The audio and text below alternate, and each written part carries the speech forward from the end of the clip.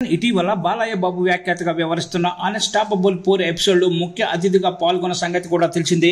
రామ్ చరణ్తో బాలయ్య కాసేపు సరదాగా మాట్లాడిన మాటలు, అదేవిధంగా తన కూతురు క్లిన్కారాన్ని తలుచుకుంటూ రామ్ చరణ్ ఎమోషనల్ అవ్వడం, ఆ తర్వాత ఆయన స్నేహితులు శర్వానంద్, వికాస్ కూడా ఈ షోలో పాల్గొనడం, చివరిలో రామ్ చరణ్ ప్రభాస్కు ఫోన్ చేయడం, అతను చరణ్ని ఆట పట్టించడం వంటివి ఈ ఎపిసోడ్లో చాలా బాగా జరిగాయి.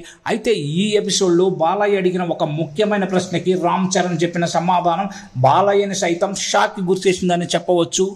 బాలయ్య రామ్ చరణ్ని అడుగుతూ మల్టీ స్టారర్ చిత్రం చేయాల్సి వస్తే తెలుగులో టాప్ హీరోల్లో ప్రభాస్, మహేష్ బాబు, వీళ్ళిద్దరిలో ఎవరితో కలిసి చేస్తావు అని బాలయ్య ఒక ప్రశ్న అడిగితే దానికి రామ్ చరణ్ టక్కున ప్రభాస్ పేరు చెప్పకుండా మహేష్ బాబుతోనే చేస్తానని క్షణం కూడా ఆలోచించకుండా చెప్పేశాడు.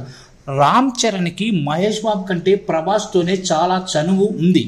అయితే ప్రభాస్ పేరు చెప్పకుండా రామ్ చరణ్కి బాగా క్లోజ్ ఫ్రెండ్ అయినా సరే ఆయన పేరు చెప్పకుండా మహేష్ బాబు పేరు చెప్పేసరికి బాలయ్య కూడా ఒక్కసారిగా షాక్కి గురయ్యాడు. ఏదేమైనా రామ్ చరణ్ సూపర్ స్టార్తో నటించడానికి తహతహలాడుతున్నాడని చెప్పవచ్చు.